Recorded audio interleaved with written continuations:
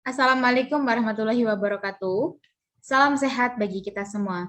Perkenalkan, saya Lilis Handayani, perwakilan dari tim PHP2D Himpunan Mahasiswa Sosial Ekonomi Pertanian Universitas Tanjung Pura.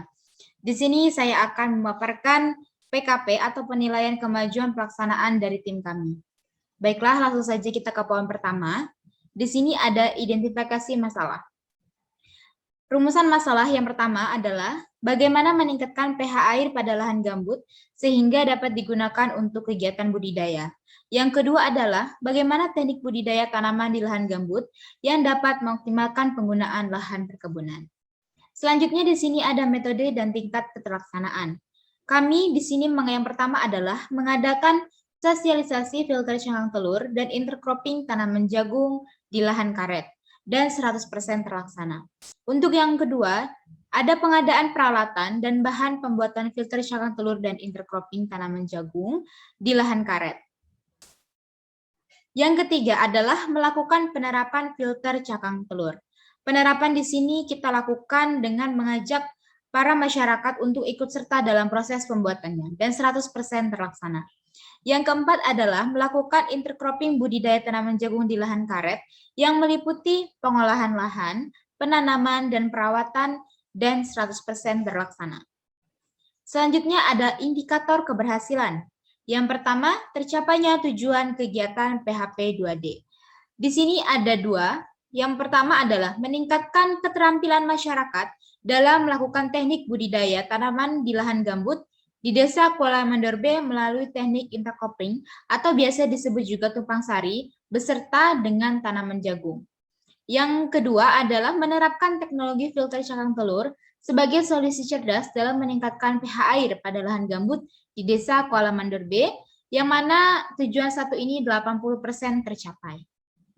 Tujuan kedua adalah adanya perubahan fisik, yaitu pemanfaatan lahan karet sebagai lahan budidaya intercropping tumpang sari, tanaman karet dengan tanaman jagung, dan 100% tercapai.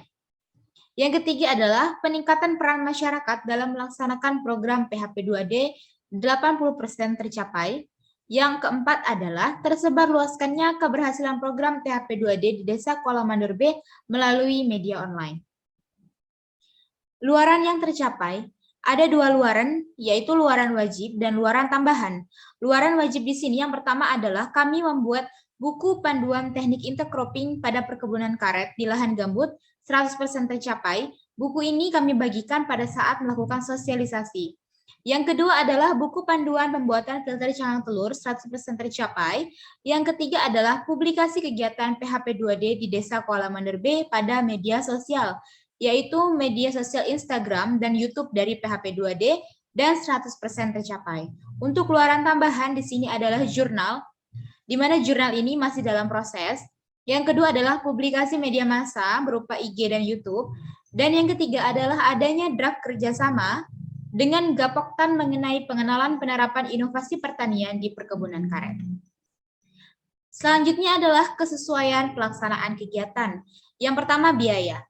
Di dalam kegiatan yang kami lakukan, terdapat perubahan biaya dari RAB karena ada beberapa bahan dan alat yang harus ditambah atau diganti dikarenakan kebutuhan yang tidak terduga.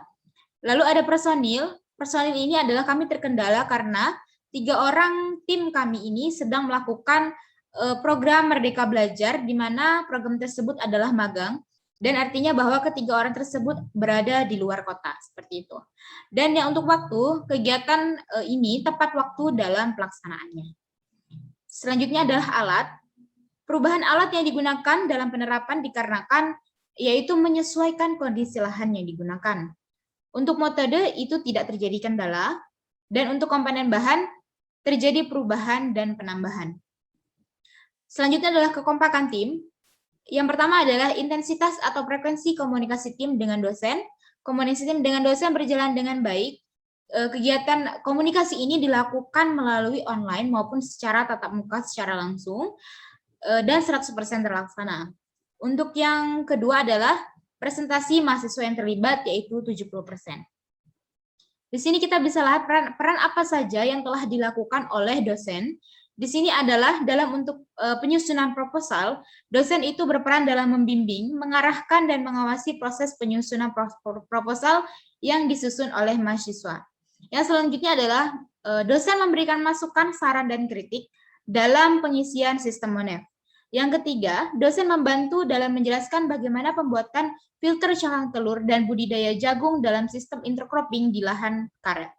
Selanjutnya yang keempat adalah dosen berperan mengarahkan ke tim PHP 2D dalam pelaksanaan kegiatan di desa, juga memberikan evaluasi terkait kegiatan yang telah dilaksanakan.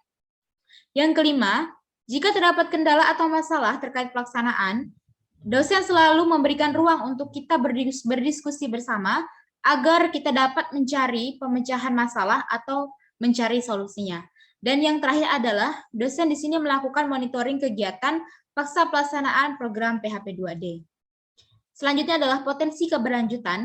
Program PHP 2D yang kami lakukan di Desa Kelurahan Mandar B ini bertujuan untuk membangun ekonomi desa dengan mengoptimalkan perkebunan karet rakyat di lahan gambut dengan penerapan filter cangkang telur dan intercropping, dan sangat berpotensi berhasil di desa ini dengan peluang keberlanjutan yaitu 80%.